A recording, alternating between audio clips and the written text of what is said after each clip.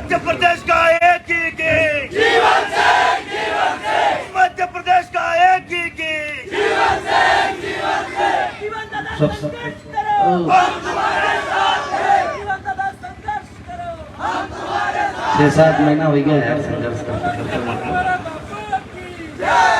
सबसे पहले यहाँ विराजमान जितने भी अतिथिगण हैं सभी को सादर जय माता दी। जितने भी बड़े हैं सभी को चरण स्पर्श। सामने विराजमान सभी छोटे बड़े भाइयों को जय माता दी, जय मां करनी। आज हम यहाँ भाटखेड़ा में महाराणा प्रताप की मूर्ति अनावरण और धर्मशाला जो आपने बनाई है उसमें हम सम्मिलित हुए उस कार्यक्रम में। तो सबसे पहले मैं आपको बता दूं आज 30 जनवरी है और महाराणा प्रताप के पूर्वज महाराणा सांगा की आज जयंती है।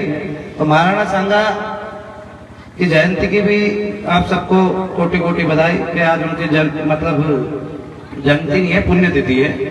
80 घाव लगने के बाद भी लगातार जो लड़ते रहे, कभी एक जिनने हार नहीं मानी, उन सबको भी हमें याद रखना चाहिए।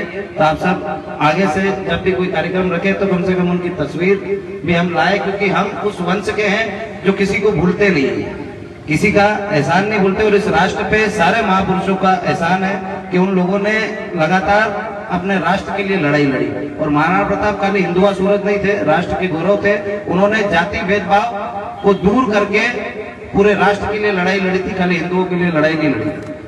क्योंकि उस समय हम लोकतंत्र में नहीं राजतंत्र में जीते थे और राजा ने अपना कर्तव्य निभाया, अपना धर्म निभाया। और वो राजतंत्र था और वो मेवाड़ राज्य नहीं उनका देश था।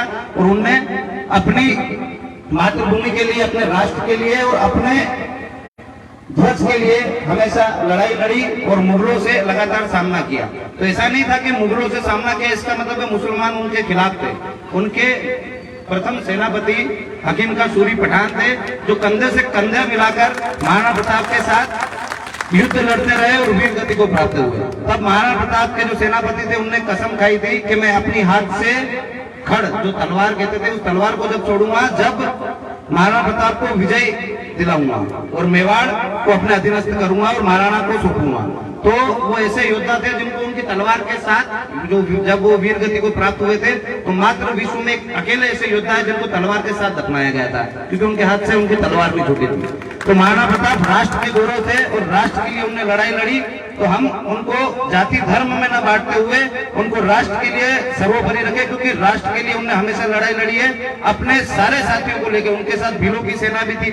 महाराणा प्रताप ने कभी जाति भेदभाव नहीं किया, कभी धर्म का भेदभाव नहीं किया। उन्होंने अपने आत्मसम्मान के लिए, स्वाभिमान के लिए, राष्ट्र भक्ति और मातृभक्ति के लिए युद्ध लड़ा था। तो हम सबको मिलकर यही लड़ाई आगे भी जारी रखनी चाहिए कि जो बहुत सारे राष्ट्र विरोधी है उनका हमेशा से विरोध करना चाहिए, पर जितने भी राष्ट्रभक्त है, जितने भी राष्ट्र के लिए प्रेम रखते हैं उन सबको हमको साथ में लेके राष्ट्र की लड़ाई लड़नी चाहिए। जाति धर्म और भेदभाव, सारे समाजों के भेदभाव, सारे धर्मों के भेदभाव को दूर करते हुए महाराणा प्रताप के पद चिन्हों पे हम चलने की बात करते हैं। तो सारे समाज को और सारे धर्मों को साथ में लेके अपने राष्ट्र के लिए लड़ाई लड़नी चाहिए।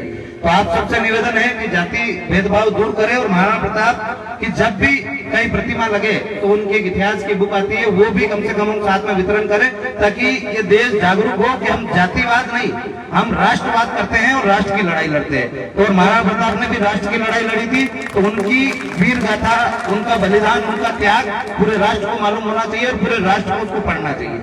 इसी के साथ जय माता दी, जय मां करनी। और आपसे जितने भी बता रहे उनको चरण वंदन कि आप महाराणा प्रताप की मूर्ति अनावरण कार्यक्रम में पधारे और सारे जितने भी महापुरुष हैं सबकी मूर्ति अनावरण होना चाहिए और उसमें हम सबको बढ़ चढ़ के हिस्सा लेना चाहिए। जय माता दी, जय माता दी।